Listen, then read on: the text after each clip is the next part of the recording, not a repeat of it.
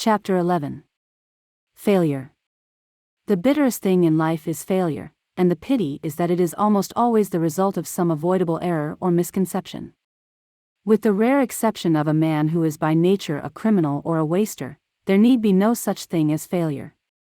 Every man has a career before him, or, at worst, every man can find a niche in the social order into which he can fit himself with success. The trouble in so many cases is that it takes time and opportunity for a man to discover in what direction his natural bent lies. He springs from a certain stock or class, and the circumstances which surround him in youth naturally dictate to him the choice of a career. In many cases it will be a method of living to which he is totally unsuited. But once he is embarked on it, the clogs are about his feet, and it is hard to break away and begin all over again. And this ill-fitting of men to jobs may not even embrace so wide a divergence as that between one kind of activity and business and another.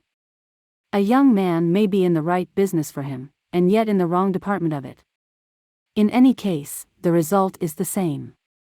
The employer votes him no use, or at least just passable, or second-rate. Much worse, the employee knows himself that he has failed to make good, and that at the best nothing but a career of mediocrity stretches out before him. He admits a failure, and by that very act of admission he has failed. The waters of despair close above his head, and the consequence may be ruin. Such mistakes spring from a wrong conception of the nature of the human mind. We are too apt to believe in a kind of abstraction called general ability, which is expected to exhibit itself under any and every condition. According to this doctrine, if a man is clever at one thing or successful under one set of circumstances, he must be equally clever at everything and equally successful under all conditions. Such a view is manifestly untrue. The mind of man is shut off into separate compartments, often capable of acting quite independently of each other.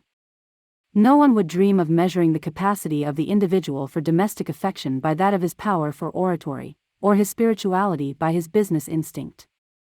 And what is true of the larger distinctions of the soul is also true of that particular part of the mind which is devoted to practical success. Specialized aptitude for one particular branch of activity is the exception rather than the rule. The contrary opinion may, indeed, easily lead to grave error in the judgment of men, and therefore in the management of affairs. There is no art in which either the barrister, the politician, or, for that matter, the journalist excels so much as in the rapid grasp of a logical position, the power of assimilating great masses of material against it or for it, and of putting out the results of this research again in a lucid and convincing form. Anyone listening to such an exposition would be tempted to believe that here was a man of such high general ability that he would be perfectly capable of handling in practice, and with superb ability, the affairs he has been explaining. And yet such a judgment would be wrong. The expositor would be a failure as an active agent. It would not be difficult to find the exact converse to the case. The greatest of all the editors of big London newspapers will fail entirely to appreciate a careful and logical statement of a situation when it is subjected to him. But place before him the raw material and the implements of his own profession, and his infallible instinct for news will enable him to produce a newspaper far transcending that which his more logical critic could have achieved. Leaving aside a few strange exceptions, a musician is not a soldier, a barrister not a stockbroker, a poet not a man of business, or a politician a great organizer. Anyone who had strayed in youth to the wrong profession and failed might yet prove himself an immense success in another, and these broad distinctions at the top ramify downwards until the general truth is equally applicable to all the subdivisions of business and even to all the administrative sections of particular firms. To take a single practical instance, there is the Department of Salesmanship and the Department of Finance.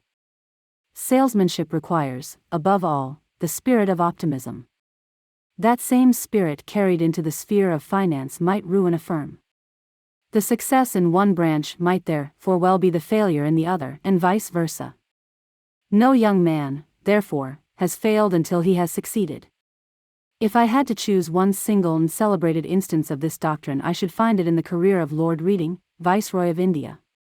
It may be objected that, as he is of the Jewish race and religion, his is not a fair test case by which to try the abilities and aptitudes of the young men of Great Britain. I do not accept the distinction. The powers and mental aptitudes of the Jews are exactly the same as ours, except that they come to full flower earlier. The precocity of this maturity is interpreted as a special genius for affairs, which it is not. Lord Reading started his career on the stock exchange, where he failed utterly. No doubt experience would have brought him a reasonable measure of success, but it was equally clear that this was not the sphere for his preeminent abilities. He therefore broke boldly away and entered at the bar, where his intellect secured him a reputation and an income, especially in commercial cases, which left his competitors divided between admiration and annoyance. In a single year he made £40,000. The peg had found the round hole. His eminence procured him the attorney generalship. Yet with all his ability and his personal popularity he was not a real success in the House of Commons. Parliamentary warfare was not his aptitude. So, he became Lord Chief Justice. His great personal character and reputation gave Lord Reading in his new position a certain reputation as a great Lord Chief. From my own limited experience, I do not agree. I had to watch closely a certain case he was trying. And I did not think Lord Reading was a great judge. He failed to carry the jury with him. The final Court of Appeal ordered a new trial, which resulted in the reversal of the judgment. Such a thing might happen to any judge, but a strong one would have put a prompt end to proceedings which were obviously vexatious and entailed great cost by the delay on defendants, who had obviously been dragged improperly into the action. But his real opportunity came with his mission to the United States during the war. No ambassador had ever achieved such popularity and influence or brought back such rich sheaves with him.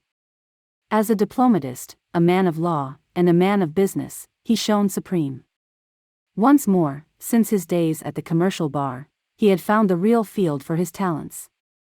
From the law courts he has journeyed to a position of great responsibility in India. Some voices are already acclaiming the success of the new viceroy. It will be wiser to wait until it is clear whether his versatile genius will find successful play in its new environment. But the moral of Lord Reading's career is plain. Do not despair over initial failure. Seek a new opening more suited to your talents. Fight on in the certain hope that a career waits for every man.